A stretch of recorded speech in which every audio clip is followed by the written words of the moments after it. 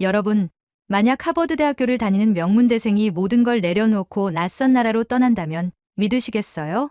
더 놀라운 건 그 선택이 그의 인생을 완전히 뒤바꿨다는 사실입니다. 오늘의 주인공, 마이클은 미국 사회의 냉정한 현실에 지쳐가던 평범한 청년이었어요. 명문대 학벌, 탄탄한 커리어, 그야말로 성공이라는 단어와 어울리는 사람이었죠. 그런데 단 하나의 TV 프로그램을 본 이후 그는 친구들과 가족의 만류를 뿌리치고 한국으로 떠나버립니다. 그가 선택한 그곳에서의 삶은 어땠을까요? 미국에서는 모두가 그를 미쳤다고 했지만 그가 새로운 땅에서 겪은 일들은 상상 이상이었어요. 그저 모험심에 떠난 여행이었을 뿐인데 그는 뜻밖의 기회를 잡았고 이제는 미국에 남아있는 친구들조차 그의 삶을 부러워하고 있다는데요. 도대체 마이클에게 무슨 일이 있었던 걸까요?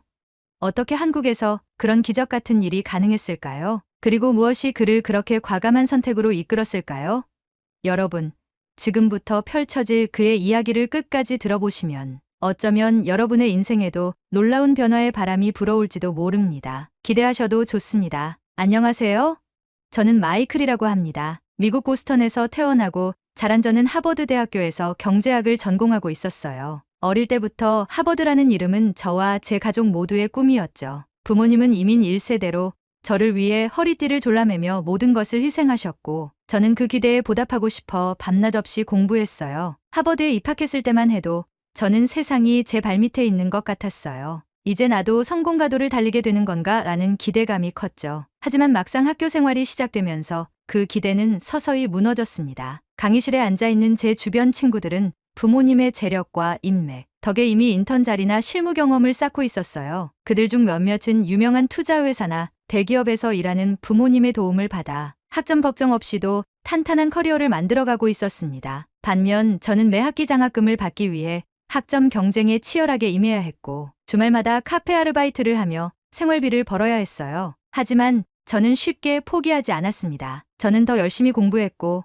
학과 프로젝트에도 적극 참여했어요. 방학 때는 소규모 스타트업에서 무급 인턴을 하며 경험을 쌓으려 노력했어요. 제 이력서를 조금이라도 빛나게 만들기 위해 자격증을 따고 각종 대외 활동에 참여했죠. 그럼에도 현실은 너무나 냉혹했어요. 졸업을 앞두고 본격적인 취업 준비에 나섰을 때 저는 수십 개의 회사에 지원서를 냈습니다. 밤새워 작성한 자기소개서, 면접을 위해 연습한 수많은 대답들. 하지만 돌아오는 건 감사하지만 이번에는 기회를 드릴 수 없다는 메일뿐이었어요. 주변 친구들 중에도 저처럼 좌절하는 사람들이 많았어요. 우리는 카페에 모여 서로의 탈락 소식을 나누며 씁쓸한 웃음을 지었죠. 명문대생이라는 타이틀도 하버드라는 간판도 이제는 아무 의미가 없는 것처럼 느껴졌습니다. 시간이 갈수록 자존감은 바닥을 쳤고 미래에 대한 불안은 커져만 갔어요. 점점 제 일상이 무기력해졌습니다. 책을 펴도 글자가 눈에 들어오지 않았고 사람을 만나도 대화가 귀에 들어오지 않았어요. 가족들에게 괜찮다고 말했지만 사실 속으로는 내가 이러려고 이렇게 노력했나 라는 자괴감이 들었습니다. 그러던 어느 날이었어요. 머리가 터질 것 같아 책을 덮고 잠시 방 안에 놓여있던 TV를 켰습니다. 무작정 채널을 돌리던 중에 낯선 나라의 예능 프로그램이 눈에 들어왔어요. 화면 속에서는 사람들이 작은 포장마차에 둘러앉아 뜨끈한 떡볶이를 나눠 먹으며 웃고 떠들고 있었죠. 그들은 서로를 잘 알지 못해도 자연스럽게 대화를 나누고 있었어요. 같이 드세요라며 음식도 권하고 지나가는 사람에게도 따뜻한 미소를 건네는 모습이었죠. 그 장면은 제게 너무나 생경하게 다가왔습니다. 미국에서는 볼 수 없었던 그야말로 정이 넘치는 풍경이었어요. 저는 그날 이후 한국이라는 나라에 대한 호기심이 생겼어요. 도대체 저곳은 어떤 나라인 걸까라는 생각에 인터넷을 뒤져 한국에 대해 알아보기 시작했죠. 그리고 그 작은 호기심은 점점 퍼져만 갔습니다. 저는 한국에 대해 알아보면서 자연스럽게 외국인들에게 주어지는 다양한 혜택에도 관심을 갖게 되었어요. 미국에서는 외국인이 이민자로서 자리 잡기가 쉽지 않았어요. 취업 비자를 받기 위해 복잡한 서류 작업을 거쳐야 하고 현지인들과의 경쟁에서 밀리기 일쑤였죠. 무엇보다 비자와 의료보험, 주거비 등 경제적인 부담이 상당했어요. 그런데 한국은 생각보다 외국인들에게 열린 사회였어요. 한국 정부와 지방자치단체에서는 외국인을 위한 다양한 지원 프로그램을 운영하고 있었고 그 덕분에 취업과 정착이 훨씬 수월해 보였습니다. 예를 들어 외국인 전용 창업 지원 프로그램이나 스타트업 비자 제도, 영어 강사나 IT 분야, 외국인 인재를 위한 구인 사이트들이 잘 갖춰져 있었어요. 특히 한국에서는 외국인 학생들에게 장학금이나 생활 지원금도 많이 제공한다고 하더라고요. 미국에서는 학비와 생활비를 벌기 위해 아르바이트를 해야 했지만 한국에서는 공부에 더 집중할 수 있는 환경이 마련된다는 점이 매력적이었어요. 또한 한국의 물가는 미국 대도시에 비해 훨씬 합리적이었어요. 예를 들어 서울에서 월세를 내는 비용이 보스턴에 반도 되지 않았고 외식비나 교통비 역시 부담이 적었어요. 대중교통은 거의 모든 곳으로 연결되어 있었고 지하철과 버스는 시간도 정확하게 지켰어요. 무엇보다 교통비가 정말 저렴해서 미국에서는 상상할 수 없는 가격으로 서울 곳곳을 돌아다닐 수 있었습니다. 주거 환경도 좋았습니다. 서울뿐만 아니라 다른 도시들에서도 비교적 저렴하게 깨끗하고 안전한 집을 구할 수 있었어요. 외국인을 위한 커뮤니티 센터나 정보 제공센터도 잘 마련되어 있어 생활면에서도 큰 어려움이 없을 것 같았죠. 공공장소 어디서나 무료 와이파이를 이용할 수 있다는 점, 행정 서비스도 대부분 온라인으로 처리가 가능하다는 점도 제게는 너무 매력적으로 다가왔어요. 이 모든 것을 알게 되니 한국은 단순히 새로운 문화나 따뜻한 사람들 때문만이 아니라 현실적인 삶의 질 면에서도 충분히 매력적인 선택지라는 생각이 들었어요. 저는 이곳이라면 지금의 답답한 현실에서 벗어날 수 있겠다는 확신을 갖게 되었습니다. 그리고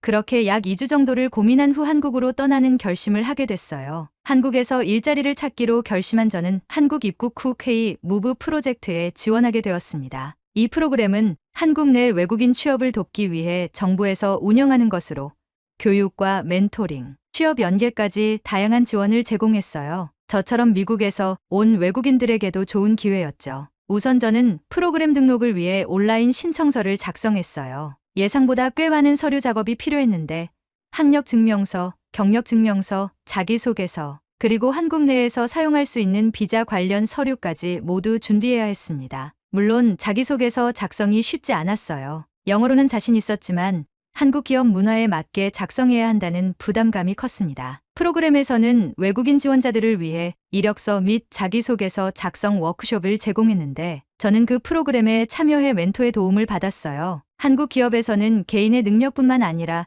팀워크와 협업 능력을 강조합니다. 그러니 마이클, 하버드에서 참여했던 팀 프로젝트나 단체 활동 경험을 잘 녹여보세요. 멘토의 조언을 듣고 저는 하버드에서 진행했던 글로벌 경제 연구 프로젝트를 떠올렸습니다. 그때 저는 팀을 이끌며 각국의 경제 데이터를 분석하고 이를 바탕으로 프레젠테이션을 진행했던 경험이 있었어요. 팀원들과의 협업을 통해 문제를 해결했던 일화를 자기소개서에 녹여냈습니다. 서류가 통과되자 이제 화상 면접이 남았습니다. 저는 한국 기업의 면접 문화를 잘 모르기에 프로그램을 통해 모의 면접도 여러 차례 진행했어요. 한국에서는 단순히 스펙이나 능력뿐만 아니라 태도와 인성을 많이 본다는 이야기를 들었거든요. 실제 면접에서는 예상치 못한 질문이 나왔어요. 마이클 씨, 한국에서는 업무 외에도 팀원들과의 소통이 중요한데 회식 문화나 팀 활동에 참여하는 것에 대해서는 어떻게 생각하시나요? 저는 잠시 당황했지만 솔직하게 답했습니다. 저는 미국에서 자라 개인주의적 성향이 강할 수도 있지만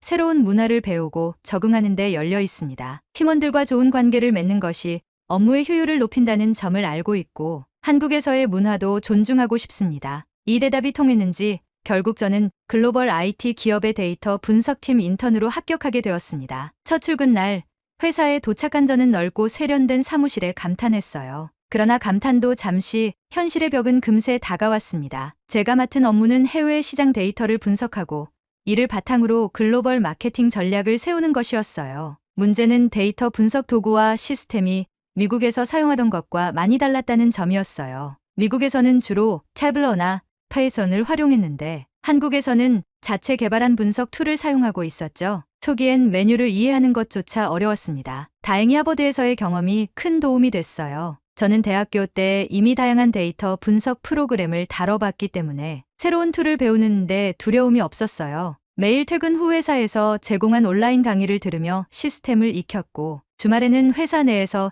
자율적으로 진행되는 데이터 분석 스터디 그룹에도 참여했어요. 업무에 적응해갈 즈음 팀 내에서 첫 번째 프로젝트를 맡게 되었습니다. 저는 미국 시장 데이터를 분석해 한국 제품의 진출 가능성을 평가하는 과제를 받았어요. 다만 여기서 팀원들과의 소통이 조금 어렵다고 느꼈어요. 왜냐하면 한국인들의 소통 방식과 감정을 제가 아직은 다 이해하지 못했기 때문이죠. 회의는 대부분 한국어로 진행됐고 중요한 결정도 암묵적인 동의 속에 이루어지는 경우가 많았어요. 미국에서는 모든 결정이 명확하게 공유되고 토론을 통해 결론에 도달하는 게 익숙했는데 한국에서는 그렇지 않았던 것이죠. 예를 들어 팀장님이 회의 중에 이 부분은 좀 더 고민해보면 좋을 것 같아요 라고 말하면 저는 그저 추가 검토가 필요하다는 뜻으로 받아들였어요. 그런데 알고 보니 그 말은 사실상 이 방향은 틀렸으니 다른 대안을 찾아보라는 의미였던 거예요. 그러한 소통의 차이 때문에 프로젝트 초반에 실수를 했습니다. 보고서 방향이 잘못되었고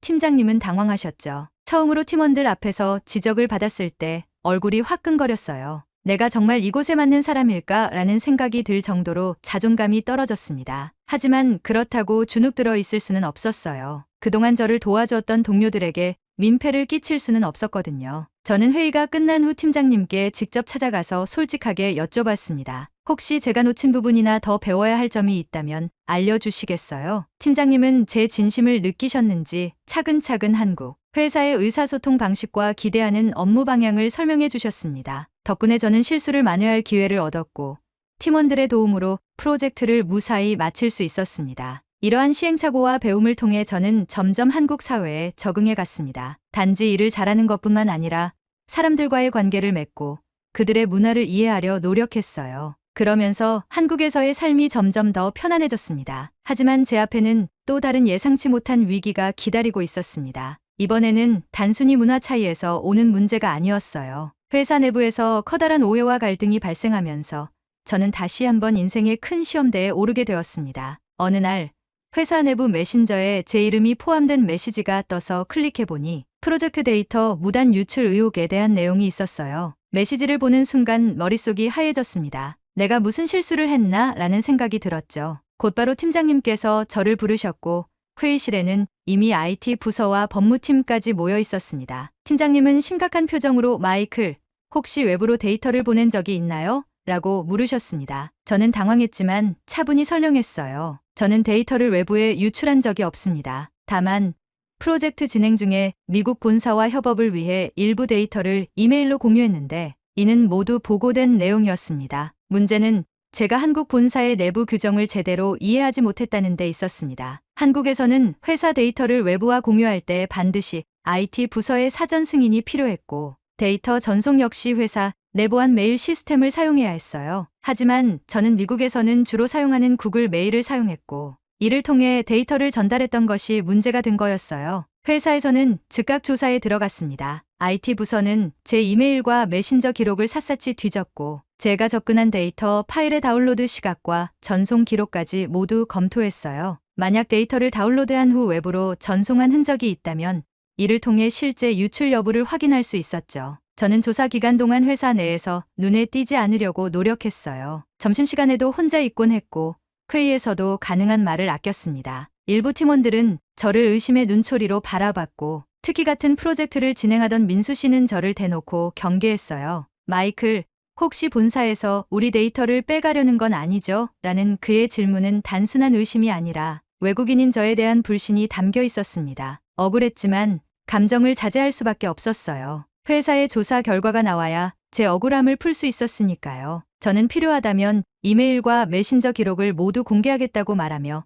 제 진심을 전달하려 노력했어요. 며칠 후 드디어 조사 결과가 나왔습니다. IT 부서와 법무팀의 조사에 따르면 제가 보낸 데이터는 모두 프로젝트 협업을 위한 범위 내 자료였고 모든 수신자는 실제 프로젝트에 참여하고 있는 미국 본사 직원들이었어요. 또한 미국 본사에서도 제가 보낸 자료를 바탕으로 진행된 작업 내역을 투명하게 공개했고 이를 통해 데이터가 외부로 유출되지 않았음을 증명할 수 있었습니다. 문제의 핵심은 절차적 실수였습니다. 회사 내부 규정을 잘 몰라서 보안 메일 시스템이 아닌 규메일을 사용했고 한국 본사의 공유 사실을 제대로 보고하지 않아 오해를 불러일으킨 점이었죠. 팀장님은 긴급 회의를 소집해 이번 일은 규정에 대한 오해에서 비롯된 일이라는 걸 확인했습니다. 절차상의 실수는 있었지만 마이클의 악의적인 의도는 전혀 없었습니다. 라고 발표하셨습니다. 공식적으로 오해가 풀렸지만 이미 생긴 불신은 쉽게 사라지지 않았습니다. 특히 민수 씨와의 관계는 여전히 어색했어요. 회의에서 의견을 내면 공기가 싸해졌고 메신저에서도 저를 배제한 채 대화가 오가곤 했습니다. 저는 문제를 해결하기 위해 직접 행동하기로 했습니다. 먼저 팀장님께 진심을 담아 다시 한번 사과드렸어요. 제가 한국의 회사 규정을 잘 몰라서 이런 혼란을 일으킨 점 정말 죄송합니다. 앞으로는 절차를 철저히 지키겠습니다. 그리고 민수 씨에게도 먼저 다가갔어요. 커피 한 잔을 건네며 말했어요. 민수 씨, 지난번 일로 많이 불편하셨죠? 제 실수로 팀에 피해를 끼친 점 진심으로 사과드려요. 혹시 제가 잘 몰랐던 부분이 있다면 알려주시면 감사하겠습니다. 민수 씨는 처음에는 경계했지만 시간이 지나면서 제가 계속된 진심을 전달하자 조금씩 마음의 문을 열었어요. 그는 저에게 한국 회사의 문화와 규정에 대해 차근차근 설명해 주었고 저 역시 그에게 미국의 업무 방식을 공유하면서 서로를 이해할 수 있었습니다. 조금씩 팀원들과의 관계도 회복되었어요. 저는 중요한 자료를 공유할 때마다 IT 부서의 미리 승인 절차를 밟았고 작은 일이라도 보고하고 투명하게 진행했어요. 덕분에 팀원들의 신뢰를 다시 얻을 수 있었습니다. 이 사건을 계기로 저는 단순히 업무, 능력뿐만 아니라 문화적 이해와 신뢰를 쌓는 것이 얼마나 중요한지 깨달았습니다. 한국에서의 삶은 단지 혜택을 누리는 것이 아니라 그 사회의 일원이 되어 진정으로 소통하고 어우러지는 것이 필요했죠. 그리고 이 경험 덕분에 저는 글로벌 프로젝트 매니저 직책을 제안받게 되었고 한국과 미국을 잇는 중요한 역할을 하게 되었습니다. 하지만 이 새로운 자리에서는 또 다른 도전이 저를 기다리고 있었습니다. 글로벌 프로젝트 매니저로 승진한 후 저의 업무는 더 바빠졌습니다. 한국 본사와 미국 본사 간의 협업을 원활하게 이끄는 것이 저의 주요 역할이었어요. 제 경험과 언어 능력을 살려 두 회사의 가교 역할을 하는 것은 보람차면서도 큰 책임감을 요구했죠. 처음에는 모든 것이 순조로워 보였습니다. 프로젝트 기획 단계에서부터 한국과 미국의 팀원들이 적극적으로 참여했고 저는 두 문화의 차이를 조율하며 일정을 관리했어요. 특히 한국의 세밀한 기획 능력과 미국의 창의적인 아이디어가 결합되면서 프로젝트는 좋은 성과를 내기 시작했습니다. 물론 여기서도 어려움이 있었어요. 프로젝트 진행 도중 한국 팀에서는 철저한 서류 절차와 보고 체계를 요구했지만 미국 팀에서는 빠른 실행을 중시해 서류보다는 실질적인 결과를 먼저 내놓기를 원했어요. 예를 들어 한 마케팅 캠페인 진행 시 미국 팀에서는 일단 콘텐츠를 만들어서 반응을 보고 수정하자는 입장이었지만 한국 팀에서는